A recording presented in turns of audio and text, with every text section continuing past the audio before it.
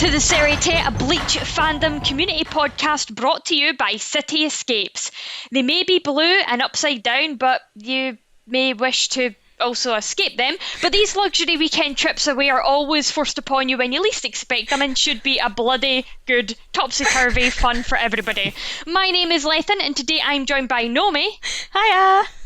And Shiki. Hello. Anyway, how are you guys doing? I'm doing great. Yeah. Good. Excited? Mm-hmm. Why would you think that? I'm not excited. What? No. Me? Excited? Never. No, it's not like we've got any visoreds or anything for these few episodes. No. Who are they? No. Yeah, we don't care about them. Yeah, we do. Alright then, will we kick it off with those sweet episode recaps? Yeah. Sure thing. I'll take it away with episode 122. Tosin returns to Huecomundo with the rebellious Grimjaw in tow. Though unrepentant, Grimjaw is forgiven by Aizen for his actions under the claim of it being done with the intent to please Aizen. Tosin refuses to accept this and dismembers and incinerates Grimjaw's arm in the name of true justice. Grimjaw attempts to retaliate, but as soon as he draws his sword, Aizen steps in, stating that an attack on Tosin would be an unforgivable act. Gin, having watched from the shadows, asks Aizen if he knew the series of events would happen, to which Aizen said, "Who knows?" and confirms that the loss of the lower-level Gillian Arankar would have had no effect on his plan. Meanwhile, Uryu is training with his father to regain his Quincy powers by dodging arrows in a secret training facility, but Uryu doubts his father's methods, to which he is quickly shown just how much stronger his father is than him, and how little choice he has other than to trust him. Finally, Ichigo begins to realize just how powerless he is, while trying to hold back his inner hollow and fight against this new foe. He chooses to seek out the Visoreds and make them teach him how to control his hollow. Which leads into episode 123, Ichigo Complete Holification! ! There's a fight happening, in quotation marks, between Visored Hiyori Saragaki and Ichigo, and it ends when Ichigo's inner hollow starts to take over, causing the other Visoreds to intervene. Deciding that Ichigo passes their little test, they agree to start training him. A training that seems very much like spending days on an elliptical machine, whilst everyone else around him goes about their daily lives. Ichigo soon gets tired of walking up and down on Hiyori's stupid trainer. Sorry, that's super trainer. You can put your flip-flop down now, Hiyori, thanks. The Visoreds take Ichigo down to a strangely familiar underground training area. Kisuke sure gets around, doesn't he? How much are they? Can you change the landscape? Asking for a friend. I'm so glad you said that, because I brought that up as one of my discussion points. Anyway, that comes into episode 124. Or I might be calling out something very similar, but episode 124, Collision, Black Bankai and the White Bankai. In this episode of I Know What You Did Last Summer, Ichigo's hollow explains that he learned Bankai the same time Ichigo did, and we see the flashbacks of Ichigo's most prominent battles and moments of training as he recalls his resolve and what it really means to be a fighter.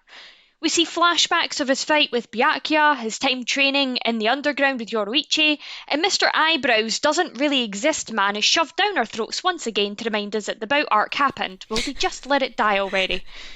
In the real world, the Visoreds are attempting to fight Ichigo, one after the other, in a convenient Urahara has definitely built it one-of-a-kind training underground. Lisa explains that he has 1 hour left, just as we see Ichigo grab his blade from his hollow, resolved in finding his killer battle instinct. Woo! Chills. I love how we both called out the exact same thing, knowing in our recaps. He just gets around. Yeah, he does. It's like, do you think... So I have to ask a question. Let me just start off by asking this question. Did Urahara also build the training place where bloody Uryu is getting his ass kicked by his father? Because that's fucking convenient as well. Right, I wonder if it's like, you remember in Dragon Ball Z where they have these capsules, and when you break the capsule, like, different things come out of it? Right. Like, maybe it's just one of those. He has, like, training facilities inside of capsules. He secretly works for Capcom, or whatever that oh my company was god, called. Capsule Corp. Yeah, that's the one. Yeah. Oh my god, that's so funny. But yes, we should probably talk about these episodes then, yeah? Starting with episode 122. Thoughts, opinions? So, for this, we get some interesting discussion, and I'm gonna be honest, I have a lot of notes for this episode because so much happened. I'm glad you do, because I have like 5, so I'm excited to hear from you and what you've Same. You have the floor, Shiki. Yeah. All right, so let's start off with, let me see, what would be the best to start off with? Probably from the beginning. Aizen's reaction to Grimjaw and Tozen's spat, I think that was pretty interesting. We see that he really didn't care too much about the fact that Grimjaw just kind of blatantly went rogue and did his own thing, trying to kill Ichigo and friends. But that makes me really wonder exactly what his true purposes are. Because when we actually see, like, him, or when we actually see Grimjaw rebel against Tosen for cutting off his arm, that's when he steps in. Because I really get the feeling that Aizen might be using the Arrancar, but he sees them as nothing more than just like monsters and beings to control and use as pawns. What is your guys' thought on this whole like Aizen's relationship to his fellow Soul Reapers and his army of the Arrancar? I don't think Aizen sees anybody as an equal. I think the only person he could maybe potentially see as being somewhat even remotely close to him would be Gin, personally. But I think I think Aizen just thinks of himself as completely above everybody. So I feel like everything is a manipulation. Everything there is just a toy for him to play with, isn't it? So. He said it himself. Like, he alone stands at the top. It wasn't we alone. It was he alone. So he definitely thinks himself above everyone else. And sure, he may have said that attacking Tosin would be an act of ultimate betrayal. He'll be forced to reprimand you by attacking. It's still probably just said as a way to get him to stop fighting, just because he didn't want to have to clean any more blood off his floor. I don't know. I don't know, it just like seemed he was very kind of uncaring about things until the Arrancar started like wanting to make a move, and almost to the point like he sees Soul Reapers as humans versus Arrancar as more of a pet that how dare you go against your human masters kind of thing. He didn't strike me as that particularly bothered, though. Even when he says it, he was just kind of like, I'd be forced to reprimand you. Like, he just didn't even seem bothered. He's pretty calm throughout. Even like, even when he's going down the stairs and Gein's there, and he's like, oh, eavesdropping Gein. He's just calm the whole time. He only ever has one level. You never really see him angry or flustered, do you?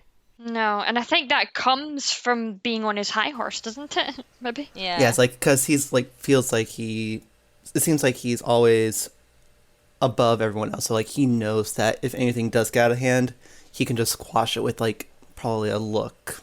I had a note here about how easily Tosin removes Grimjow's arm. Like, we've just seen Ichigo struggle to defeat Grimjow, like, and Rukia getting like taken down by one hit from Grimjow, and here's Grimjow getting his arm so easily ripped off by Tosin. So that just tells us how powerful Tosin is.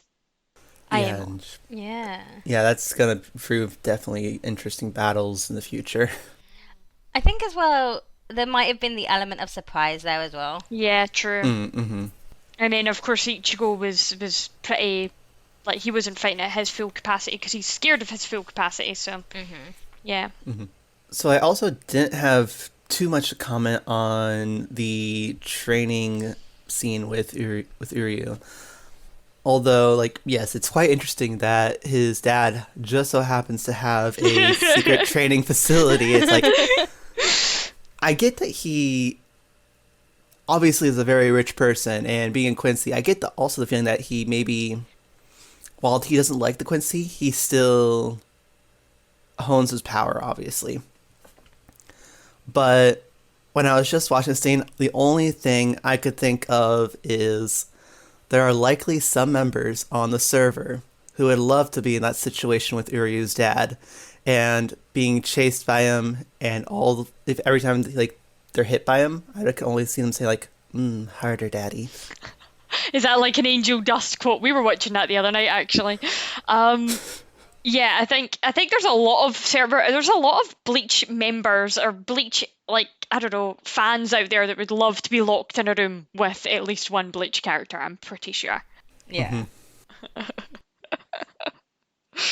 But yeah, I had about the room written down because I don't know if this was just a dub thing or if it was on the sub as well. But see the end credits, after the end credits, they actually talk about it. Did you see that or hear it? It wasn't on the copy I was watching for some reason. Okay. It was like mine just like kind of cut off halfway at the end of the ending song. Probably, but I can't remember what they said. They were just poking fun at it the same way we've been doing, where it was like, yeah, I've got a lot of money, so when I got them to build the hospital, I had them build this top secret room that was made up of like all this reshi blocking. I was like, okay. Can you imagine that being on like his hospital invoices though? Like reshi blocking from Uehara's Shoten? Oh my god. It's so good. It's so good. Do you know, this is why I love the dub versus the sub thing, because just like, circling back to the moment with like Gin, Tozen and Aizen. Gin, in the dub, Gin calls Tozen, he says he's such a Boy Scout. And it just made me laugh. I was like, I have to take a note of that, because now for me, Tozen will forever just be a Boy Scout. Oh, that's so funny. That's great, isn't it? And it just sounds even better because it's coming from Gin. How do they even know what a Boy Scout is? Exactly. I don't think Boy Scouts would have been prominent would have Boy Scouts have been prominent in Japan back then, though? So funny. Yeah, that's an interesting comment. I want to know what they said in the sub now. I'm gonna go back and look that up. Anyway, yes. All right, so I'm gonna take a moment. I'm gonna kind of lay into Ichigo here. Are you going to rant? I am going to rant. This is Shiki Man! It's a Shiki rant! I don't think we've ever had one of them before. Okay, go, we're listening. So now I think that some of those in the community might get where I'm coming from here, since a lot of us are writers. But character development and character flaws. Character flaws are a great, wonderful thing to have for development, because then it gives you your character in a less than ideal position and something to overcome internally. Ichigo, though, I have noticed he has a major flaw in regards to seeking help in a healthy way. We see this early on from the very beginning with learning how to control his Shinigami powers, or going into the Soul Society and rescuing Rukia. He doesn't listen to people. He doesn't ask for advice. He doesn't find out what the best way to conquer a task might be.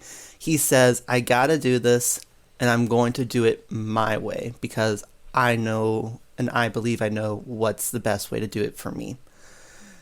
And this is shown heavily here with the Arrancar and trying to control his hollow.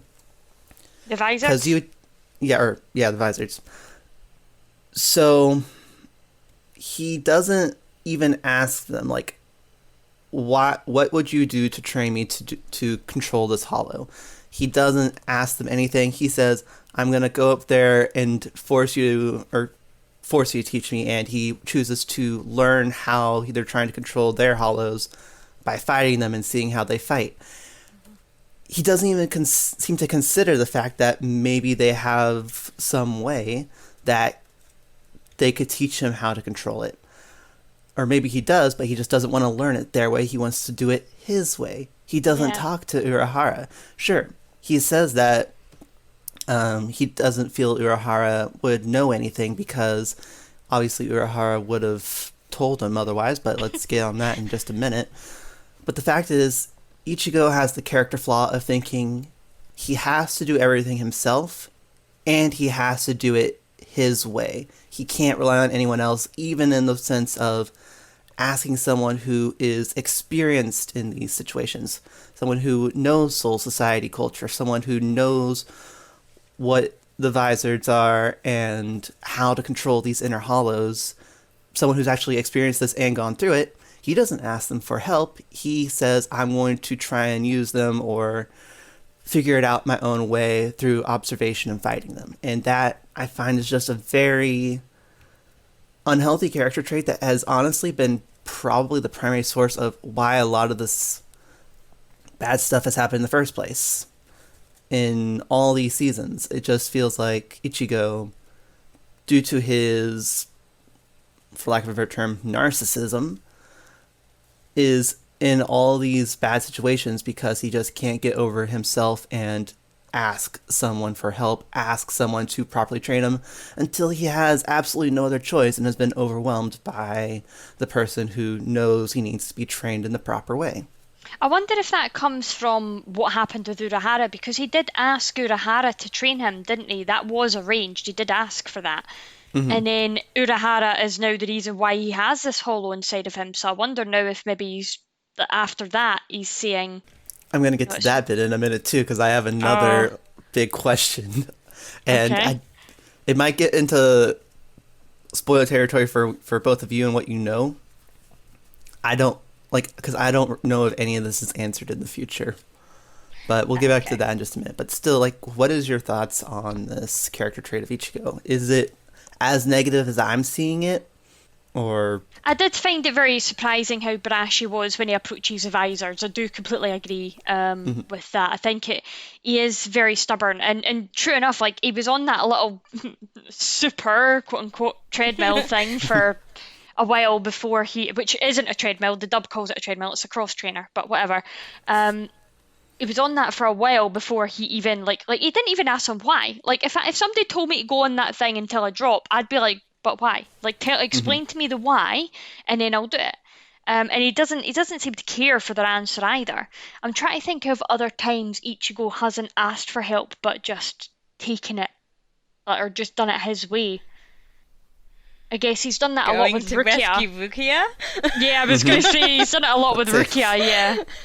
If he just, instead of just barging into the Seireitei, he could have just, said, hey, guys, look, let's sit down, have a talk, what's going on here? What can I do to help? How can we fix this? Instead of barging in and causing all sorts of shenanigans. But was that maybe facilitated by Urahara as well, though? Because if Urahara has got all these connections in the Soul Society, then Ichigo I would have trusted Urahara to tell me, there's another way, let's just talk to them, they're reasonable people. But I'm guessing that Ichigo was taking the steer from Urahara with that, and Urahara was definitely manipulating him because of what had happened with Rukia and the Hogyoku. So I don't think that was all necessarily Ichigo's fault. Yeah, if anyone should have known what Soul Society was like, it would have been Urahara, and he could have told Ichigo straight up, these are the things you need to worry about, maybe talk to these people, tell them this, that, or the other, and try to get down to this peacefully, or at the very least, know where to go and not fuck too much shit up along the way. Urahara could have easily just gone to Ichigo, say, Ichigo, you gotta go find this captain of the 13th Division. He's quite tall. He's got silver, long, white hair. Yes. He's going to be the one that's going to be on your side. You get him on your side, and you're going to be quids in. Go, my son. Yeah, because I get this is a action shonen and not a political drama, but still, it's not a political there drama? Were so... What episode? What anime are you watching? Okay, to a degree. But still, it's there are so many ways that Ichigo could have, gone about a whole bunch of different issues in the past. He could have talked to various captains that would have been on his side, or at the very least willing to listen to him out. I'm pretty sure even Toshiro, if Ichigo just went up to him, well, maybe a little apprehensive probably at first, would have at least listened to Ichigo and been going down the path of trying to figure out what's going on. I wonder much though if sooner. that's like, we have to remember Ichigo didn't know any of the captains. The only captain he had experience with was Byakuya, who dragged Rukia off for an execution. So I don't really Yeah, so that necessarily does give know. them a bad first impression in Ichigo's mind, probably. And if Urahara knows him and he's saying, or he's not saying, if you go in and speak to this silver-haired captain of Squad 13, if he's not giving Ichigo that kind of information, then Ichigo would be right to kind of assume that he's going in there all guns blazing. I think if I was in Ichigo's point of view, or in Ichigo's shoes, I would probably have fallen for Urahara's manipulation that way as well. Yeah, that's true. I'm not intelligent enough to think for myself. I probably would have gone with Urahara, but gone all ninja-like and sneakily instead of Like gunpowder. gunpowder. Yeah, literal gunpowder, treason, and plot. And fireworks. It was Guy Fawkes night. That's Guy what Fawkes. This was. Yeah. That's probably a joke that only the UK fans are gonna get. Everybody else, go Google it. Watch V for Vendetta. It's all good. Remember, the 5th of November. Gunpowder, treason, and plot. I see no reason why gunpowder or treason should ever be forgot. Yes. Anyway. Other than that. But yeah, that's my rant. I just feel there's been not too much character development on that front of Ichigo's bullheadishness in trying to do things his way. Maybe to an extent, like you said, due to the manipulations of Urahara. It's always Urahara. Could be. That's all I got for that. It's just, like I said, I haven't seen too much character development, even to the point of, you'd think at this point maybe he would think to ask the Visoreds what they would do to help him before saying, I'm going to go in and beat you up and make you help me, with only the actual intent to observe them through battle. Yeah, no, I think Ichigo is chock-a-block full of issues. And I think maybe that's partly why he's one of my favourite shonen quote unquote heroes, I guess you could say, or main characters, because he has got a lot of flaws. We constantly see him needing to relearn this lesson about finding his resolve and having this resolve in battle and having confidence in himself and his abilities and relying on his Zampato Zangetsu. We see a lot of that, and he has to constantly get it retaught to him with every person he fights. You know what I mean? That's what it feels like. Yeah, and I think that's what I quite like about him, because usually with a lot of shonens, your main character will learn a lesson, and once they learn that lesson, that is them, they know it for life. And Ichigo isn't like that. He constantly has to relearn all his lessons over and over and over again, and as well as learning new ones. And I find that even more believable from a human perspective. It maybe doesn't make for great character development, but it makes him very real, because, man, the amount of times I have to restart my diet. You know what I mean? I just can't, once I learn it, it just doesn't, that's not how human nature works. So, yeah. Yeah, and even if we look at it as a psychological issue for Ichigo, we can recognize the fact that he went through a lot since his mother's death. Because imagine having to live that life as the big brother with a goofy dad that maybe you don't see as that reliable, and having to feel like everything is now on you as probably in your mind, the man of the house now, to bring up some stereotypes. Feeling like you have to take care of everything yourself.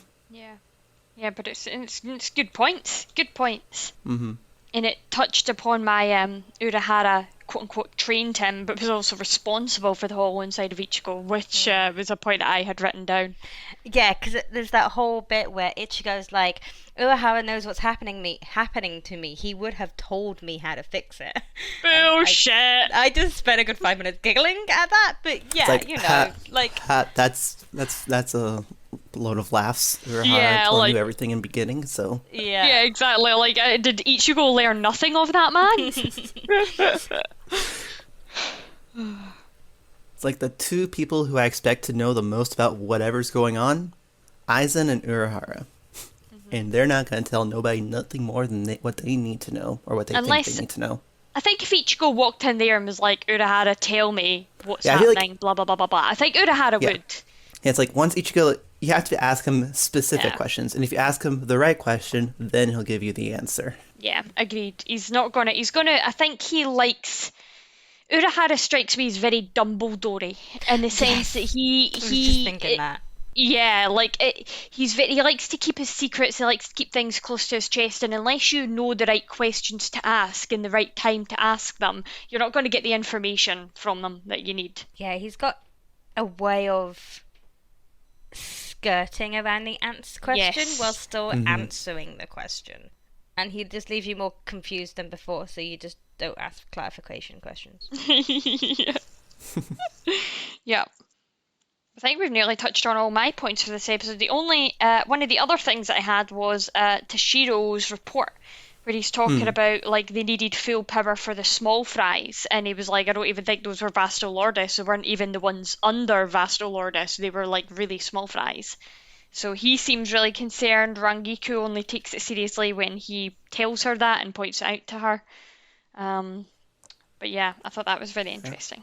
And I will make a comment. I Yes. know I know you should never comment on a woman's apparent age, but let's be brutally honest here. Rangiku would never pass as a high schooler. Neither. Even with how much older Kubo makes the characters look in the art style, Rangiku definitely appears to be in her 30s. Yeah, so does And I Ikaku. suddenly feel a chill. I suddenly feel like a chill with a fate worse than death right now. I feel like Ikaku's the same though. Like Ikaku doesn't Hmm. strike me as young enough looking to be in school, and same with Renji.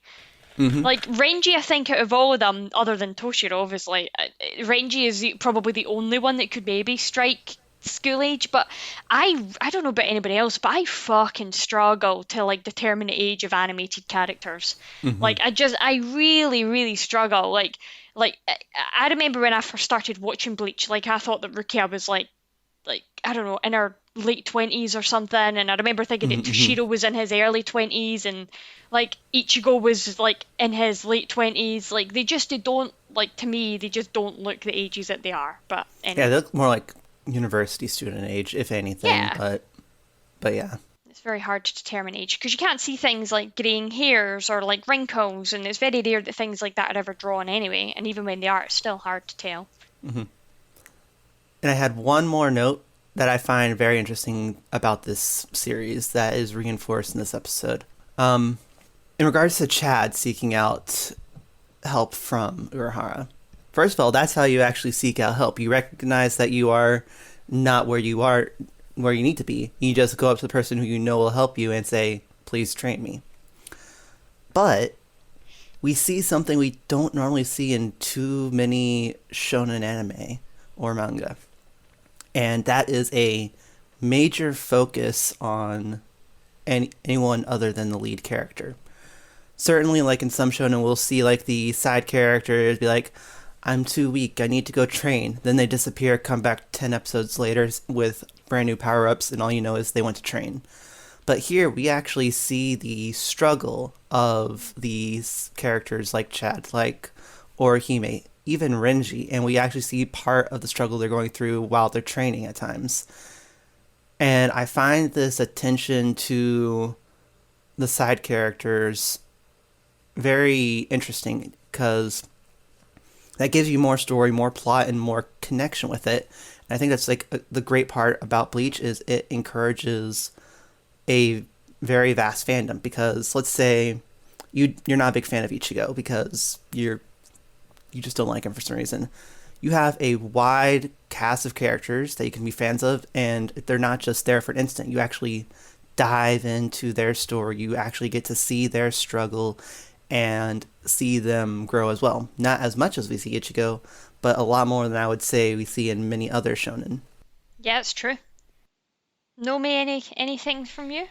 Um, no, not really. Like, I think the main points have been said. Mainly, I wanted to touch a little bit on Ishida. Like, we mentioned briefly Ishida fighting Ryuken, trying to get his powers back, but you just get this sense of despair from Ishida that he's feeling powerless. I think the same could be said for Chad as well. You saw it a bit with Chad in the previous episodes when Ichigo comes in to save him.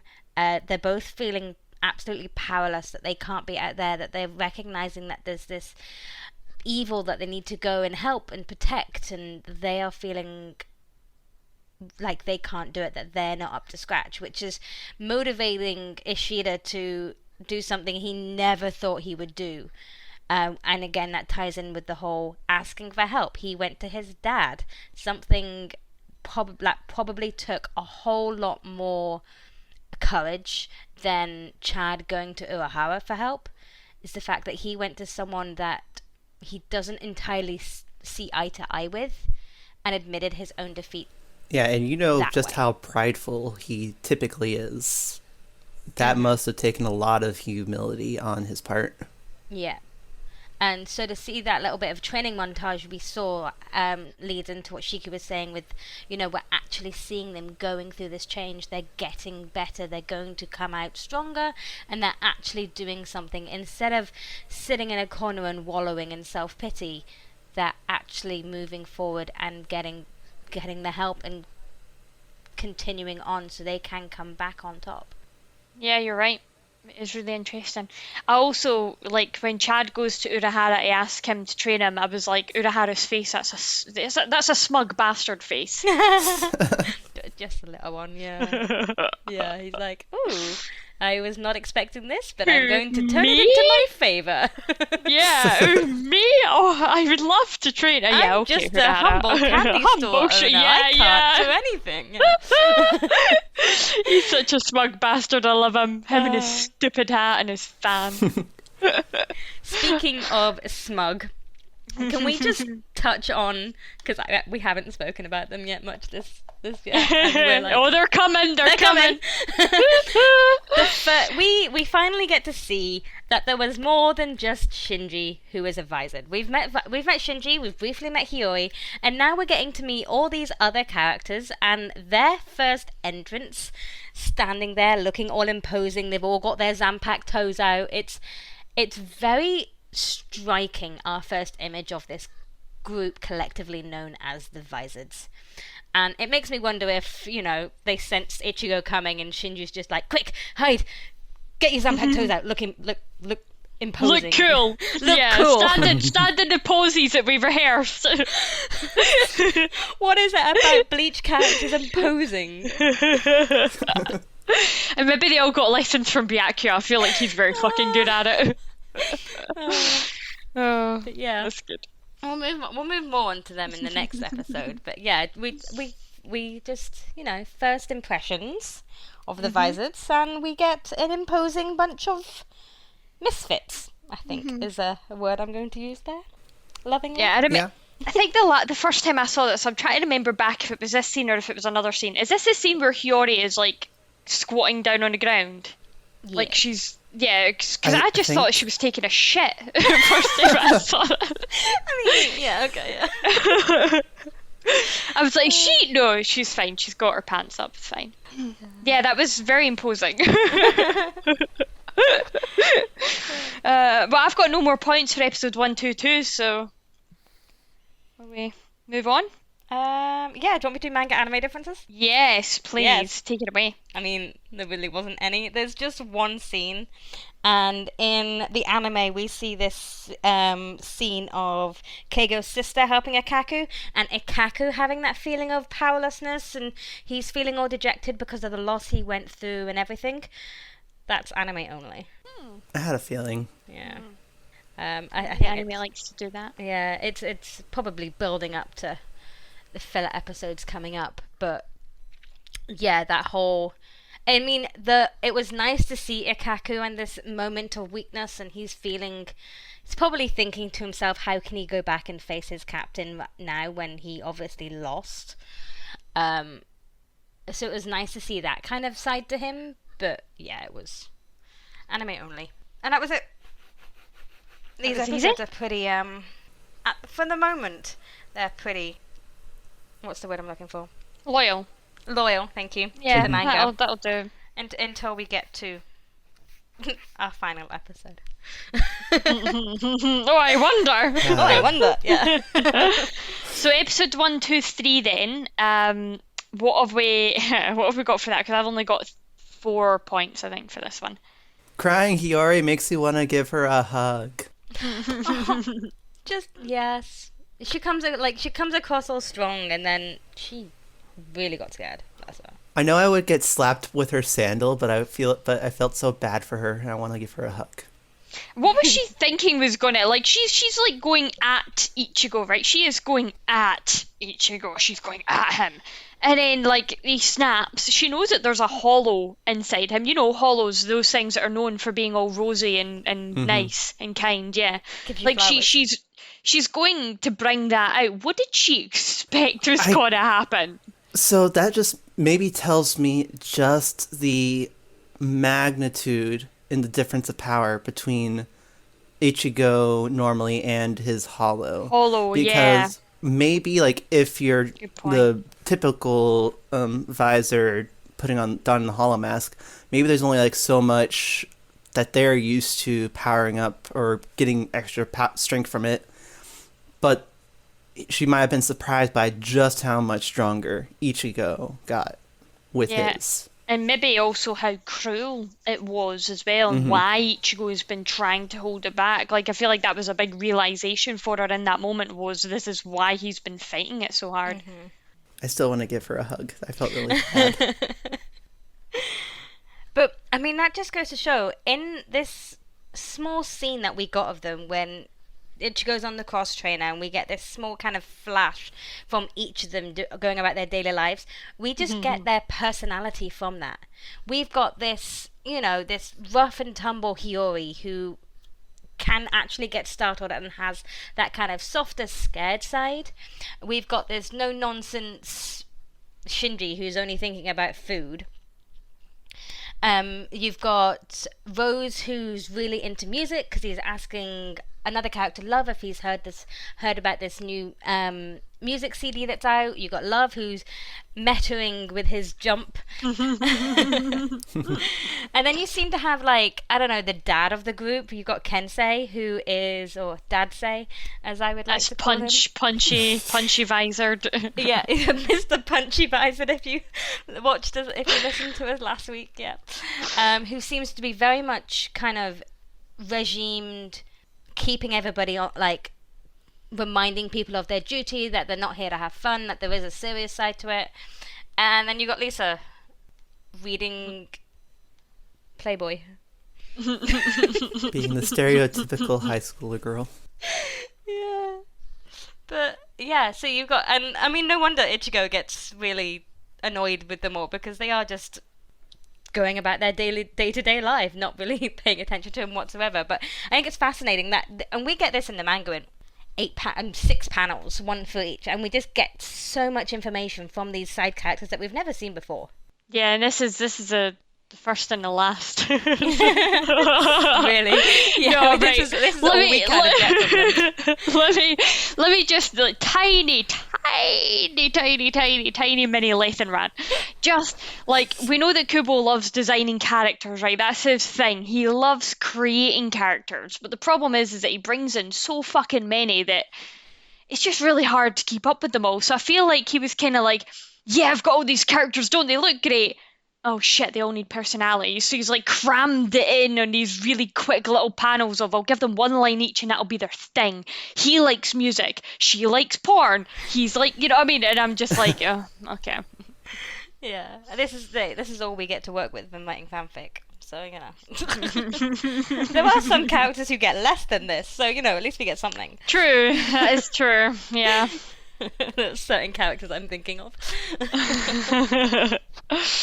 But cycling back to that point of like Ichigo choking Hiyori, when he goes into his inner world and everything, we learn that he is scared of he's scared to go Bankai. In fact, we learn that in the fight that he has with Hiyori, where she's like, you need to go Bankai or Holofy or whatever. And it's very clear he's terrified of that. And I think that's because that's when he gets closer to that hollow inside him. The more powerful he becomes, the closer he feels like his power is entwining with that hollow inside him. And yeah, I wonder if that is representative of a lot of mental health. And I know we've spoken about that correlation before between his inner hollow and the mental struggles and the mental battles we have each day with our sort of inner demons, I guess you could say. It was metaphorically described as like with more power comes that kind of bigger responsibility. Does it get harder to fight against your own demons the more powerful you become? Or whichever way that translates into life, whether it be influence or money or whatever. It's just an interesting correlation. Yeah, I think as well it's also the how much you hide it and the how much you try and push it away. Because Ichigo's, at most part, Ichigo has tried to ignore it. He's tried to throw the mask away. He's pushing this and bottling it up.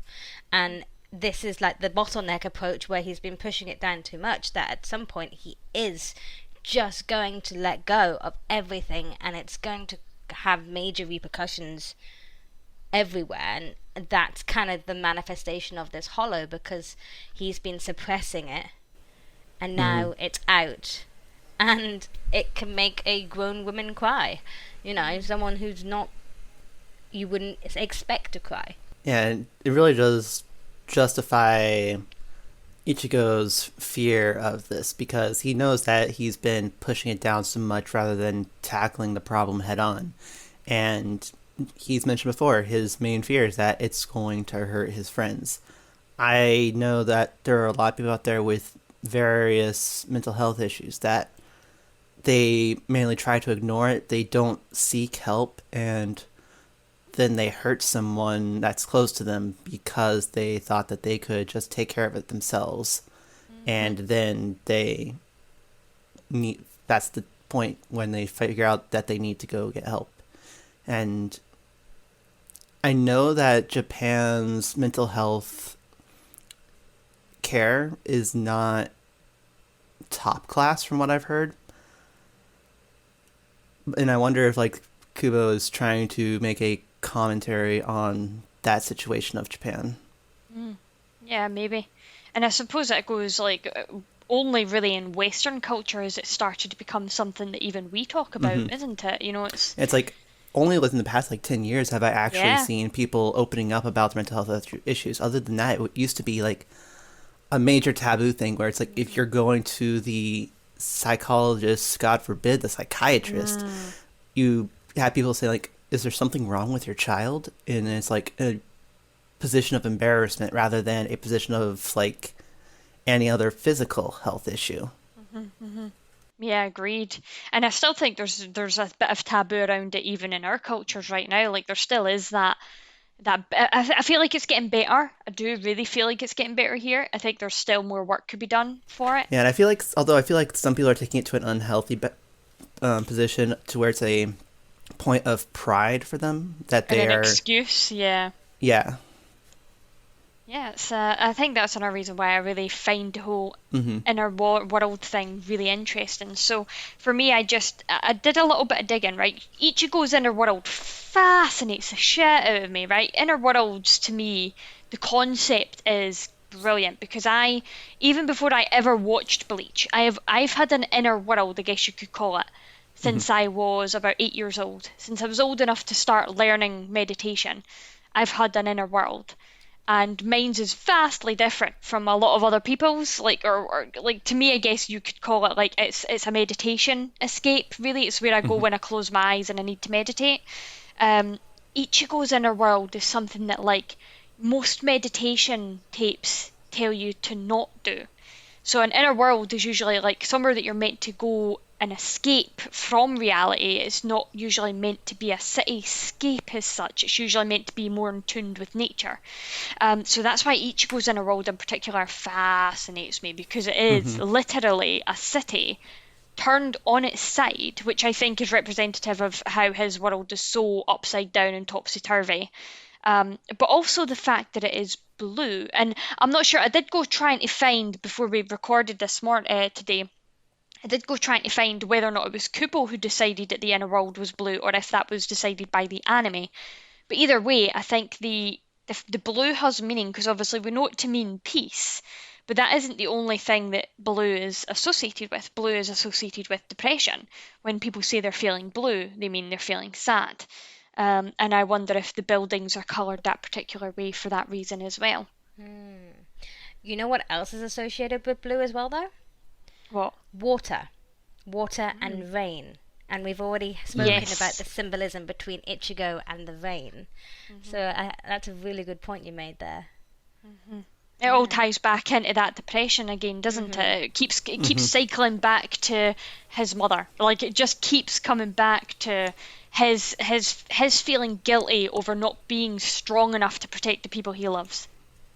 Yeah, it's like, I know some people out there will probably say, or maybe the city's just fucking blue, but it's like, there's so many connections. Like, it's so obvious that Kubo is talking about deeper topics, even though it doesn't, like, put that at the, like, surface level. The fact that he actually goes deep into a lot of these topics at times, and there's a lot of, like, underlying tones for, like, depression and inner strength and all this other stuff. I feel like there is definitely more intent behind even the most subtlest of details. Yeah, I agree. So speaking of depression and crying and everything, Yuzu was very upset. Ichigo, Yes. the fuck, man, you didn't come home. Poor Yuzu was fucking crying over you. Another person I want to give a hug and reassure. Yeah, Yuzu would accept a hug, I think. Yuzu's that kind of person. But Rukia looked equally really worried as well. I love the fact that Rukia went out to look for him because Yuzu was so upset. Like, I don't think Rukia would have really went out. Really? Rukia. You know what I mean? Like, if it wasn't for Yuzu crying and getting upset. Rukia may be a great big sister, but Isshin deserves the best dad award for how he tries to help. No. He should be out there looking for his son. No. Okay, so okay, wait, let me hold on, just wait. Okay, Isshin, yes, we know that at least in Yuzu and probably Karin's eyes, he should be out there looking for Ichigo. But simultaneously, we know as an audience that Isshin probably knows exactly what his son is doing. So that's why he's not, because he knows this is a battle that Ichigo has to do himself. And there's only so much intervening he can do. Maybe, just maybe, yes, Isshin should probably let on a little more that he knows things and can help. But he's probably also doing this to protect his family, because he could have lied. He could have white lied to protect Yuzu's feelings here, rather than letting Yuzu stay up all night worried sick about where her brother is, about whether or not he's been abducted. Like, bloody fucking make up a white lie. Like, oh yeah, Ichigo's going to stay at his friend's house. I bumped into him when I was walking outside and he told me, or he texted me or whatever. You know what I mean? Like, make up a white lie to make the wee lassie feel better. Don't put fucking pegs on your beard, you piece of shit. Fucking lie. Yeah. Stop ruining my best dad award. Not a best dad award. No offense, but Shonen Jump fathers are the worst. So, like, I'm looking at you, Goku. Yeah, Isshin knows, and he's taking advice from Ukitake and letting Ichigo have this battle of pride, and it's like, and this is a battle that he needs to fight, and not a battle that someone needs to jump in and fight for him. But at the same time, I also go with Lethan. Why did I just call you Rukia? It's because I've got a Rukia display picture. I'm staring at your profile picture, yeah. Because he knows, like, now I've lost track of what I was saying. I agree with Lethan in the fact that he at least could have lied and covered it up to protect. Okay, but the thing is, everyone can do better in their role as everything. But Isshin, he has to take on role of not just dad, but also mom. Sure, Yuzu is very much so like the overt taking over mom's role in the family. But if you look at how much Isshin's doing in the background sometimes, he's definitely taking on both mom and dad role in the situation. Yeah, and mum would have known to fucking white lie. Like, if mum was around, she would have known to just lie to keep her daughter. Nobody is perfect. And Isshin will still be Isshin. But the fact that he's I wrote a trying... fic where Isshin was actually a physically abusive father, because I'm like, well, he technically is, isn't he? So I had him as a drunk piece of shit that beat the shit out of Ichigo in an EU. Well, he is. He is. Tell me I'm wrong. I like Isshin. I don't think I'd go that far. Tell me I'm wrong. Rukia says something interesting though. Rukia says Yes. that she can't sense Ichigo's spiritual pressure. Mm-hmm. And remarkably, and Shinji actually comments on this, Ichigo found the Visoreds by following their spiritual pressure. Yeah, that's It true. took him a little bit of time, but he found them. And then it makes me wonder then if the reason why no one, because I'm pretty sure these Visoreds would have been on Aizen's watch list and he would have told Ulquiorra about these guys. And they weren't on. Ulquiorra didn't know about them. So I wonder if that's the reason why they've stayed undetected for so long, is because we met this Hachigan, this Hachi, who seems to be really good at Kido. And that level of Kido is masking their spiritual pressure so that people can't sense where they are, they can't be found. So it makes you wonder what they're hiding from, really. But yeah. Yeah, I thought that they were. I thought the way of events happened was that they were releasing loads of spiritual pressure, so Ichigo would go to them, which he did. And as soon as he arrived, they put the barriers up. And it was only when Ichigo arrived that he went quote unquote missing that Rukia was like, oh, I should go looking. So I feel like the timelines are jumping about a little bit, where Ichigo's been there for a while before Rukia actually goes out looking for him. So at that point, all the barriers were up, so she was probably unable to find him. Mm-hmm. Although you'd still think that if they're pumping out so much spiritual energy, like they said, that more than just Ichigo would have sensed them. Definitely. It probably Yeah. took twice as much spiritual pressure for Ichigo to follow than it would have been for a normal person. I mean, unless they Yeah. can, like, tightly tune the frequency or something like that so only Ichigo could perceive it, but I get the feeling that's not the case. I've got about Shinji, the stupid Hiyori treadmill trainer, and she's like, it's super in the background. I was like, that's really fucking funny. Shinji Hiyori's and so Hiyori cute. together are brilliant. They're such a good duo. Yeah. Here's a question for you then. Yes. So we've seen these Visoreds do all sorts. We've seen them put on a hollow mask. We've seen them holding Zampato. We've seen them eat. We've seen them do normal stuff. Are they Ingigai or are they not?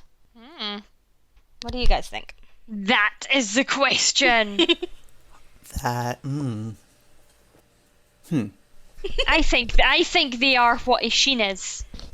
Okay. I think they are what Urahara is. Whatever those two are doing with their time. Okay.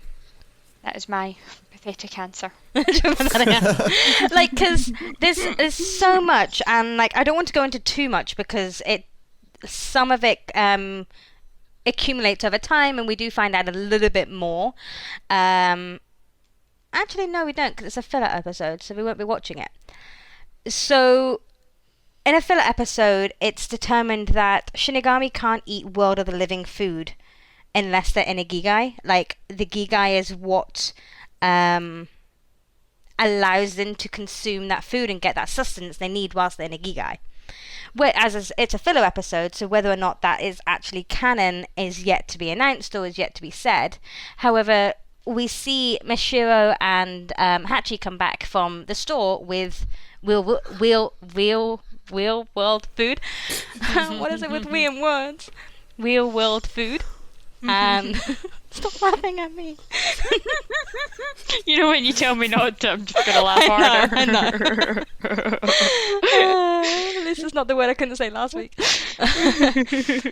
Can you do me a favour? Go and say purple burglar alarm really fast. Why? Okay, purple. I said fast. Purple burglar alarm. Burglar. Yeah. To anybody listening, Scottish people can't say that. That's the whole joke. Anyway, sorry. Please do continue with your points. I don't know what my point was. My point was food. But we see them eating in the world, in the Soul Society, they eat food, don't they? That's when the higher the spiritual pressure they've got, the more food they have to eat. Yeah, and I think that's kind of special, kind of like reishi food. So it's food that can only be obtained in the Soul Society. It's filled with is it the reishi that's in the Soul Society that makes up the air particles in the Soul Society? And the buildings. And the buildings, because that's what Ishida can draw from to make his powers stronger. So that kind of food is reishi orientated food, in that it kind of, and that's how they can eat that food, whereas there's not, that reishi isn't very prominent in the world of the living, and so in order to consume the world of the living food, that's why they need the gigai.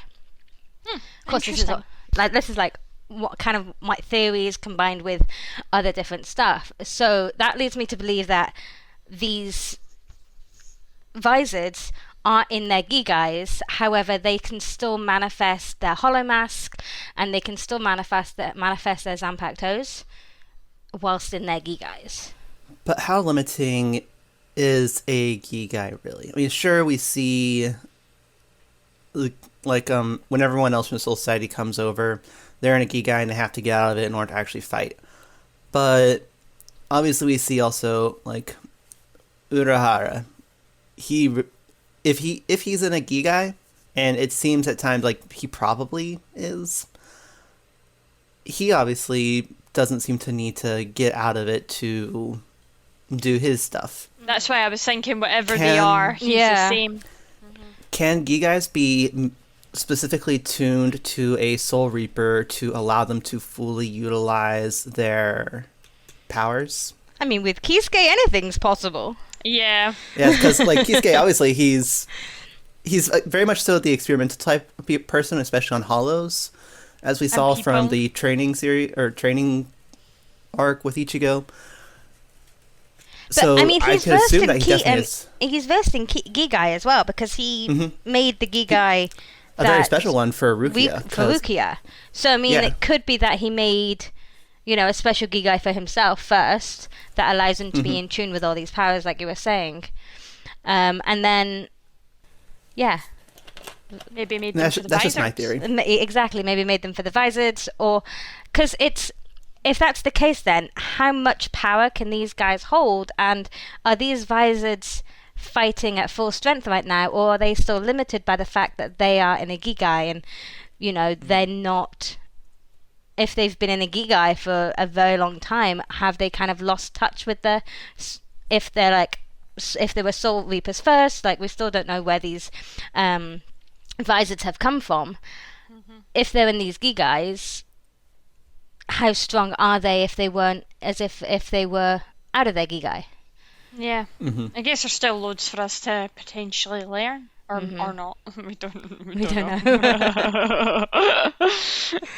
Anyway, so that was my question of the day. Yes. It was a good question of the day. I feel like we've spent a lot of time talking about food and other things, so let me bring it back to some of the fighting parts then. We've got Ichigo's inner hollow is holding a white inverted Zangetsu. Yeah. And then tells Ichigo that he is Zangetsu. Now, we saw obviously a little bit of this when we saw the hollow being reabsorbed into Zangetsu the last time. So I do believe that these two are one and the same, and just depending on where Ichigo's mood is and what his stress and worries are, depends on who is more in control of him. Whether it be old man Zangetsu that we're used to seeing, or whether it be this hollow Zangetsu.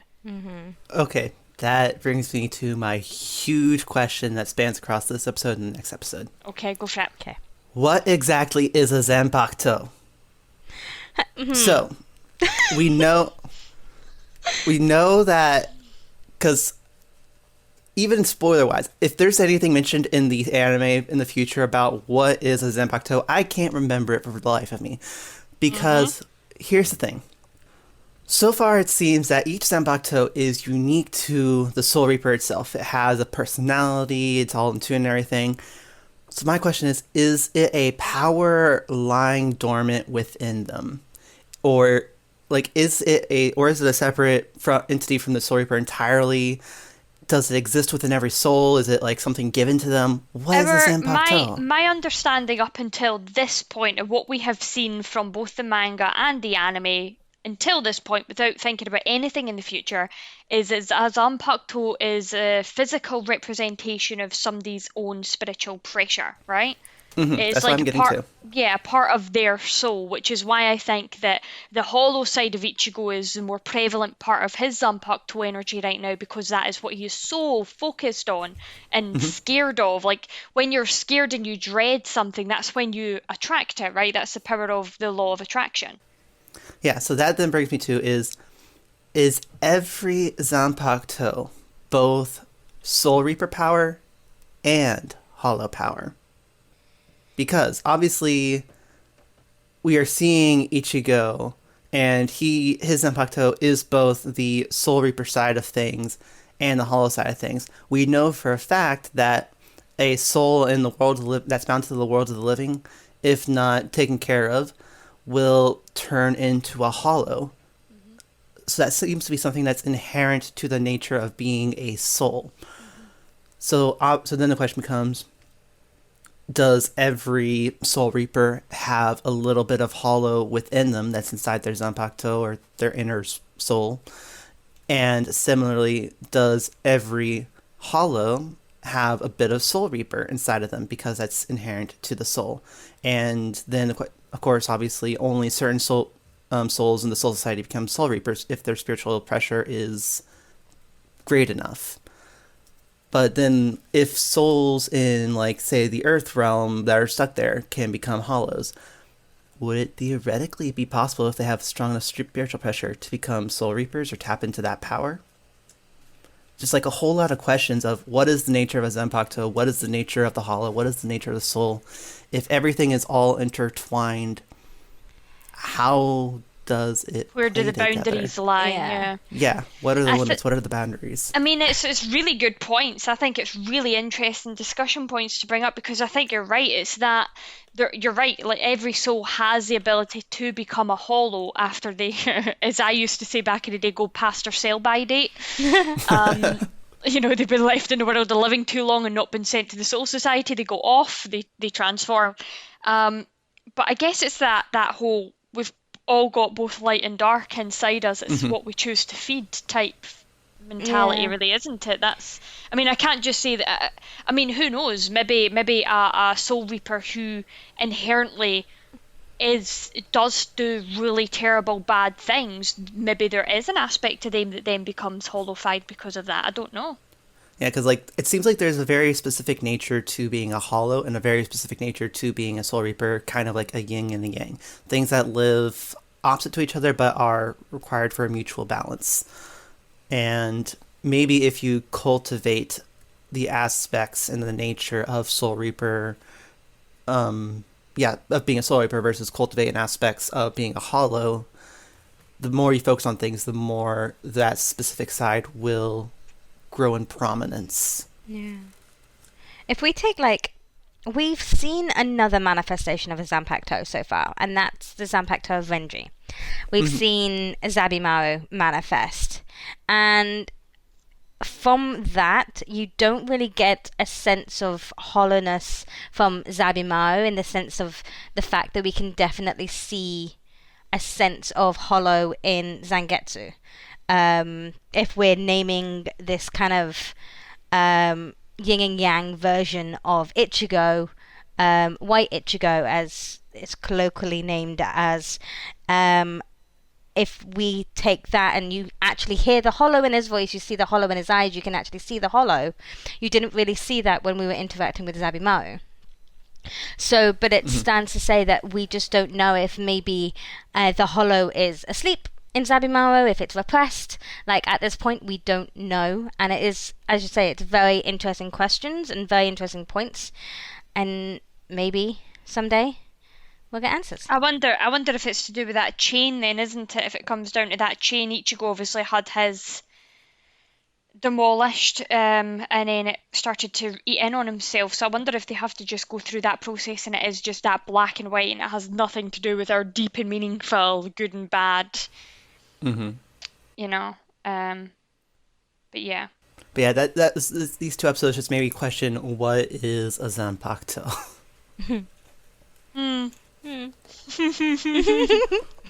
Okay, so you both know something I don't. Lethan and I are giggling, it's fine. Bless. It's in your blood. Yeah.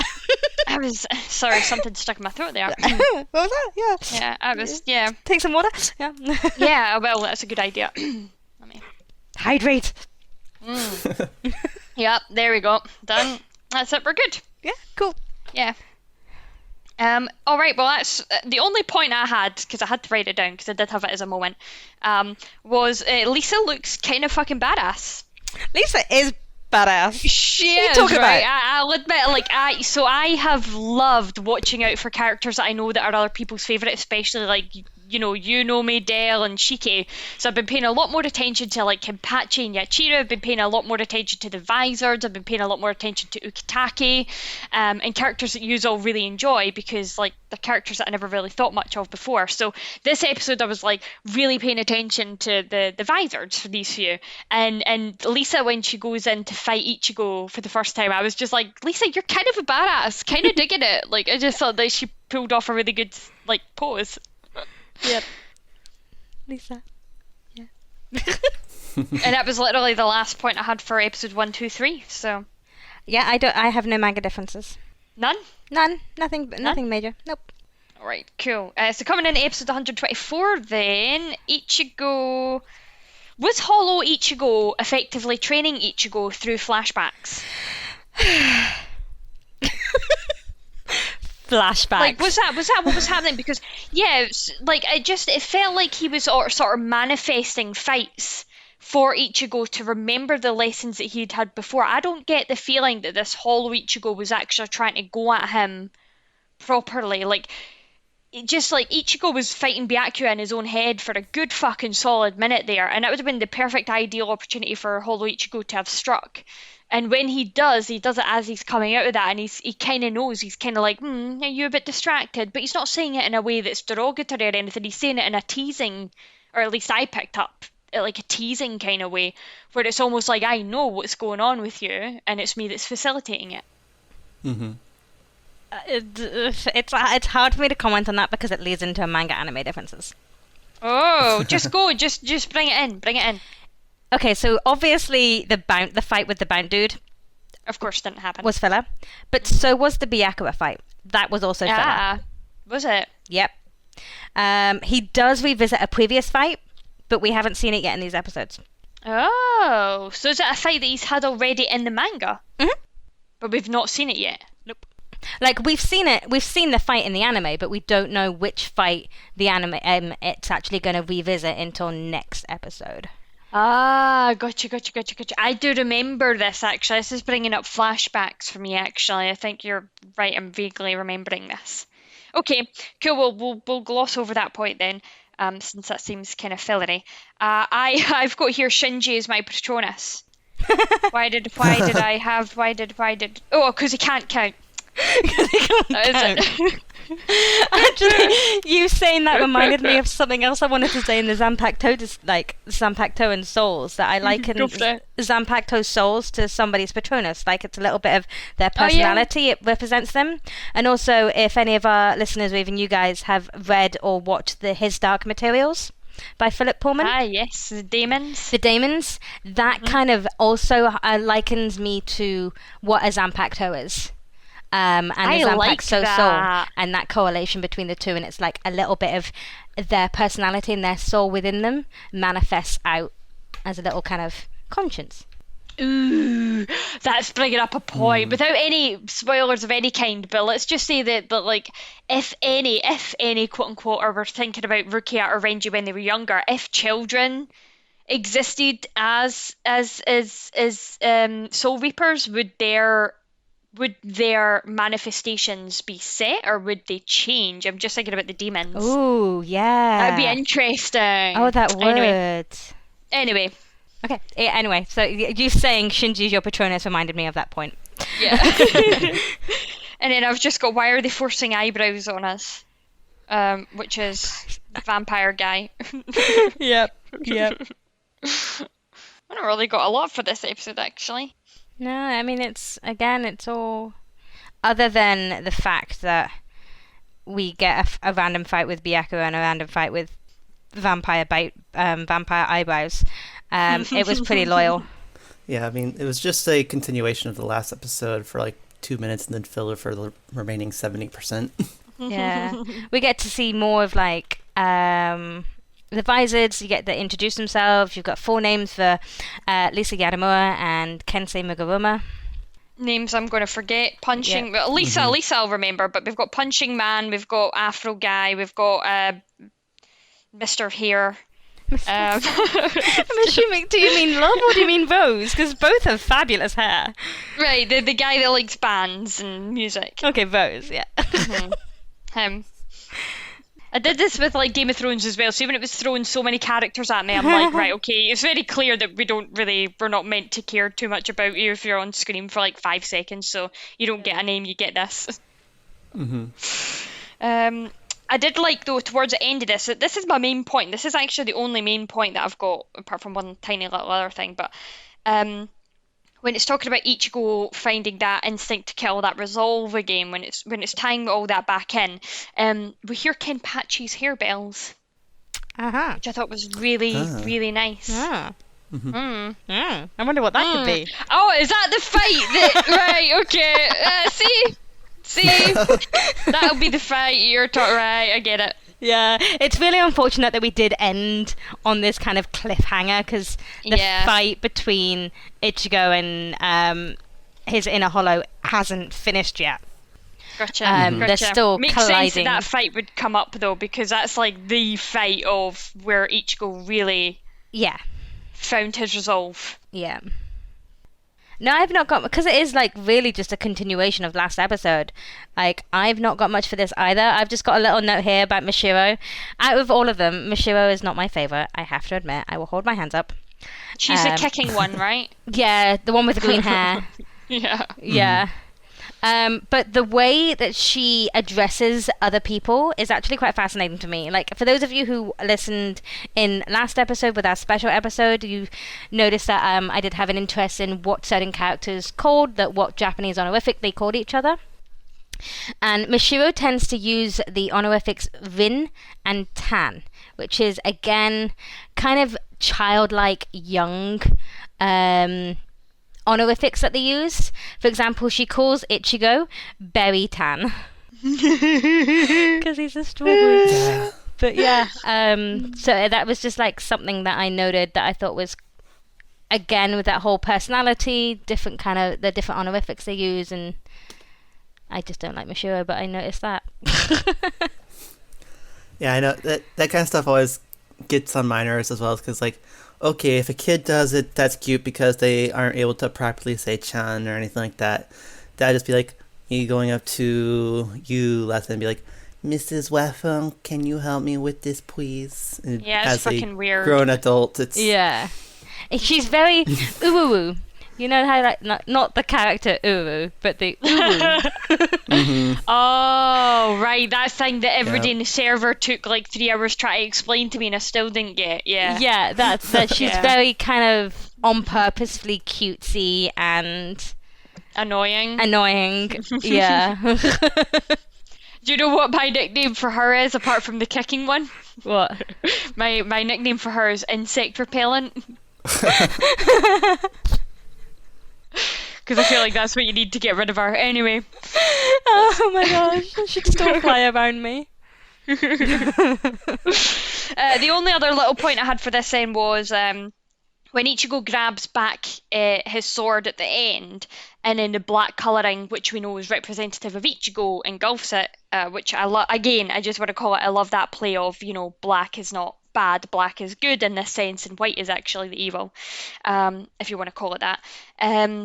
I really like that play, but the black engulfs his sword again, claiming it kind of as his own, but actually, as his hollow leaps away, we can see that the cuff of his sleeve was turning black as well, as if Ichigo's power was potentially changing his shihakusho that he wears from white to black.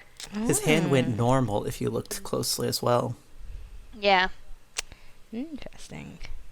So I wonder if that was just like a tiny little hint towards like, you have more power than you know, And it's just about trying to regain that power, I guess. Sometimes that's the real internal battle that we face. Yes. I feel like for me it was more like A telling me that they are the same being and intrinsically tied. It's not like the Hollow is a separate foreign entity inside Ichigo that he needs to suppress. Rather, it is a part of Ichigo's nature that he needs to kind of accept, kind of like having it's like trying to like reject part of who you are.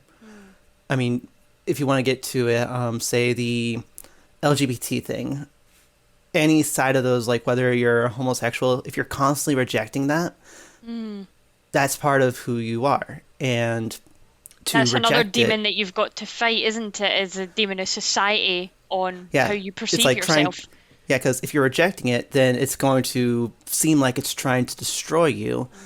But once you accept who you are and take like ownership of it, that's when it shows itself to be like, it's not something opposite you're fighting, but it's rather yourself that you're fighting in the moment. I like that. That's a really good point. That's a good analogy. Yeah. That's me. Anything from anybody else? Nope.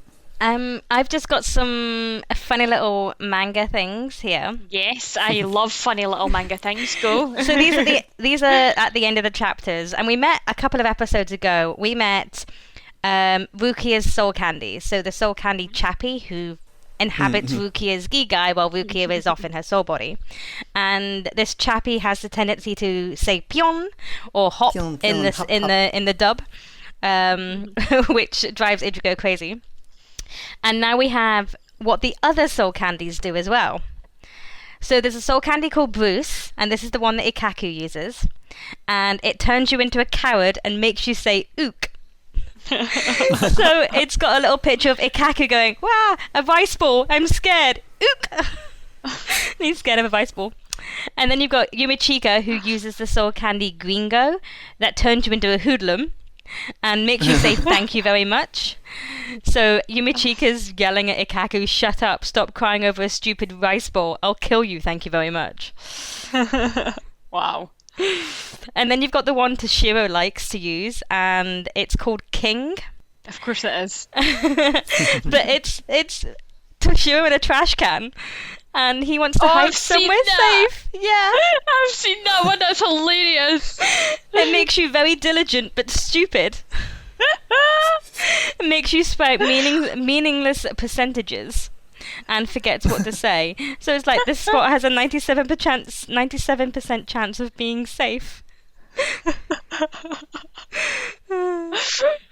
And then you've got one that's called I don't know who this one is, because it's like the image is censored. It actually says censored, but this is the soul candy Momone, and it makes you frisky. Oh, is that Rangiku's? Yes, it must be, because it says, what are you doing, Rangiku? Well, you told me to hold it, so... But what are you holding? What, your butt? Shall I? And it makes you say, shall I? So, yeah, you can kind of see if you can guess or imagine whose butt she's holding. And then you've got the soul candy Ginosuke, whose is Renji. Makes you tricky and makes you say meow. And it's got Benji with a Shinji-like grin on his face going, hey, my master's about to die, meow. Then this body will be mine forever, meow. So that soul candy is just, watching Benji's fight against whichever Arankar he was fighting. I can't remember. And he hopes that Renji dies so he can have the body permanently. But it's just funny to see those different soul candies and their reactions, because we saw Rukia's and Pion Hop, so it's nice to see what the other ones were as well and what kind of personalities they gain. That's really funny. That's really good. I like that. And I'm just gonna make a callback to the episode where we heard Rukia's soul candy go Pion or Hopper. In the English dub, I guess you speak cutesy. Yeah. So I did on the YouTube page. If you didn't know that we had a YouTube page where we upload these shows, go check it out. But on that episode 32, I did make a translation note for that because, yes, while it is cutesy, it is like pion or hop, which means hop, because Chappie is more like a bunny character. And that is a kind of like onomatopoeia that the Japanese will use for a lot of their cutesy, like if you're acting like a cat girl, you'll be like using the word nyan at the end of everything because that's what a cat says. It's annoying. I'm just sitting over here with a face of complete bemusement. I'm just like, nope. Nope. Lethan doesn't like the moe. But yeah, that's all I had. Very bemused. Yeah. Cool. All right. Shiki, any last things from you, or can we move on to our Shinigami Cup? Or not, sorry, delving into Dongai first. Yeah. That's all I got. All right, well then let's delve into the Dongai. Do we have anything? Not that I could find. It's just Oh, no, on you go. Because I need to find it first. No, I need to find it first. I wonder if it's probably going to be the same thing. It's just really some Burn the Witch stickers have come out. The information has been tweeted on the Burn the Witch official Twitter account, and Kubo has retweeted it, so go and take a look at that. I think it's specifically for the Line app, which is like their kind of instant messenger they have over in Japan, from what I saw. Yeah, gotcha. And then we also have... there's been a lot of talk lately about this Bleach exhibition that they're holding in December. And there's going to be like a live drawing by Kubo. There's going to be a special talk. But that's obviously going to be in Japan, and that's just a live Bleach exhibition. But the amount of effort that's going into this exhibition and the amount of like kind of information that kind of we're getting on it makes me wonder if that might be when we get dates. Ooh, that would make sense. So yeah. And we can fucking plan our podcast around it. Right, then let's move into our Shinigami Cup Rockside edition. Who would it best this week? Shiki's back. Shiki can go first. Yeah. For me, I know Lethan will disagree with me, but Isshin wearing the clothes hangers to cheer up Yuzu. I will still say it's a double award with the Best Dad award. No. That is my hill to die on. Okay, you can die alone. My who wore it best is all the Visoreds with their different clothing styles and their very imposing looks at the start. My who wore it best isn't far off yours, Nomi, actually, is Lisa's kick-ass battle-ready look. Yeah. Is mine. Who wore it best. Lisa's what about queen. Lisa is awesome. What about best ship then? For my best ship, that would be Hiyori's sandal to the face of anyone who annoys her. Mine is Ichigo in the cross trainer. That feels like a very one-sided relationship. But then, you know, it's very forced on him. It's because he even gets it thrown in his face and everything. Yeah. It's very funny. Mine is actually family dynamics between Yuzu and Ichigo and Karin, in the sense that like Yuzu was worried sick, she was crying, she was up all night worried sick about Ichigo. Ichigo doesn't care enough to call home and let anybody know where he is, and Karin's just like, you'll be fucking fine, who cares? And then it brings us into our double take. So my double take was my entire what is a Zampato question, because it's like that I just like kind of paused the episode there and just wrote a shit ton on my questions and asking things, trying to recall things, and I was like, what the fuck is a Zampato? I love it though, having all these questions from you, Shiki, about this. It's so fascinating to see it from a different perspective, like from a different point of view. Whereas you've got Lethan and I who are sitting back going, ugh. It's really interesting, and it's really nice to hear what you have to say about it. It's also a question that probably first time viewers will be asking as well. So exactly, yeah. Absolutely, yeah. My double take was the whole Gigai thing. Yeah, that's a good double take. Yeah, yeah. Mine was it Love that was reading Shonen Jump and breaking the third wall. Yeah, yeah. That was mine. And that brings us into our fandom shoutouts. Shiki, we'll start with you. All right. So I'm posting mine in the chat right now. So my fandom shoutout is a cosplayer who plays Ukiora in this one. I think it's really good. The cosplayer is on Instagram. Wow. It's Malkun_PH. definitely give this one a look, because it's really well done. Yeah, that's really fucking Really cool. good. The eyes are so striking. They're really striking. Really good. He's got the right, I know this sounds bad, it's probably makeup as well though, but he's got the right face shape. Like, he's got like a really pointy chin. It gives his face like a hollow-like appearance, and that could be the makeup playing into that as well. But that's really cool. My fandom shout out is on Tumblr, and it's by Bleach, Bleach, Bleach. And be warned, there is some spoilers, specifically for 1,000 Year Blood War, just with regards to characters and everything. But this is a copy of the Seireitei bulletin. But instead of it being from the 9th Hisagi, who usually does it, it is actually written by Momo, who thinks that Hisagi deserves a break for his birthday. So this person on Tumblr, this Bleach, Bleach, Bleach, has literally written this whole entire thing, and just kind of like prefaced it with editor notes. And some editor commentaries include that the 12th specifically requested that their ad run adjacent to the 4th, and it ended up looking like a Cards Against Humanity card. Mayoi has a few of these printed up to send off, and just hands writes in whatever the 12th happens to be seeking that month. And then I love this. The second's ad is just an ad seeking a graphic designer for the Omnisquido, but Omeda put in webdings because it looked more secretive that way. It's the fact that Rangiku signed this, like the happy birthday Hisagi thing, and she's got a kiss and everything, like actual lipstick. This is so creative. Isn't it? It's just, I just love. Look at look at Momo's handwriting. Like, look at all the different handwriting styles there are. Like, okay, Kakus has the bloody note. The amount of effort that's gone into this.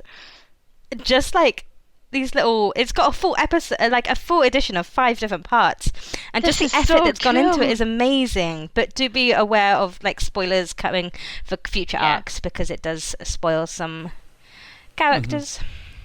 But yes, Weekly healing circle with Hinamori, of course. Well, How to Onigiri, we just had that like an episode ago or two, wasn't it? Yeah. Oh my god, I love this so much. This is so creative. See, this is why we love fandom. This is why our podcast represents the fandom community, because you've got so many really just fucking outstandingly talented people out there that are just so dedicated to the thing. Like, look at that. Look at the last page. You've got the coffee cup stains because somebody's put their coffee cup down on the... it's just great.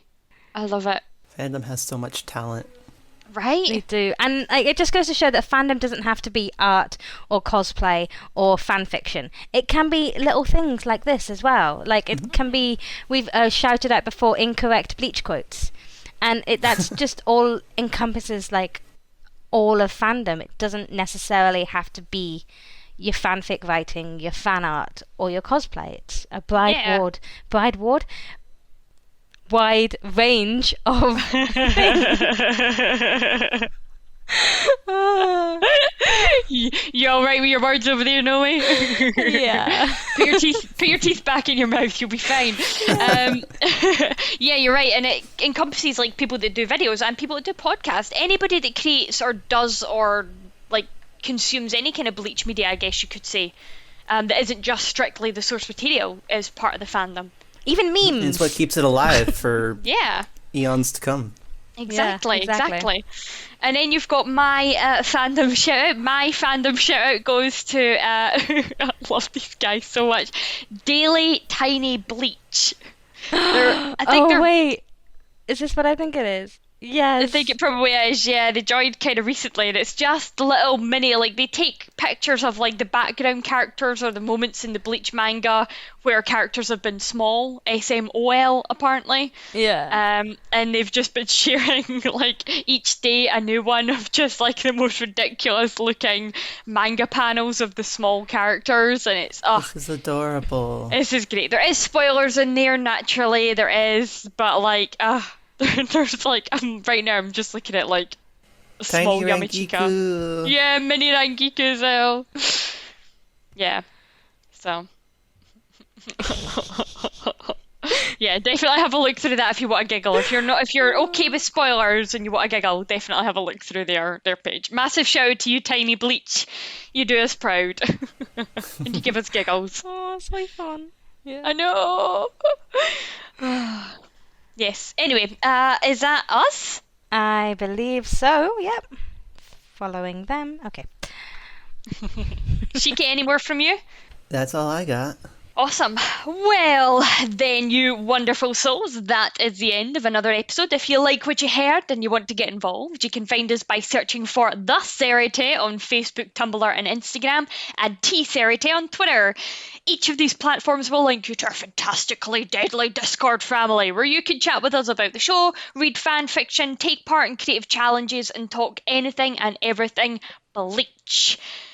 Now, Ichigo and Rukia might reap souls, but we are hoping to reap some 5-star reviews, and that is where you come in. Make like our favourite orange-haired protector and Ichigo to iTunes to rate us, review us, and make us feel like number 1. To those of you listening on YouTube, don't forget to be like Chad and give us that good thumbs up. We really appreciate it. On the next episode of the podcast, we'll be covering anime episodes 125, Urgent Report Aizen's Terrifying Plan, 126, Uryu versus Ryukin, Clash of the Parent-Child Quincy's, and episode 127, Urahara's Decision, Orihimi's Thoughts, which I'm very excited for personally. We'll see you souls then. Till next time. Bye! Bye!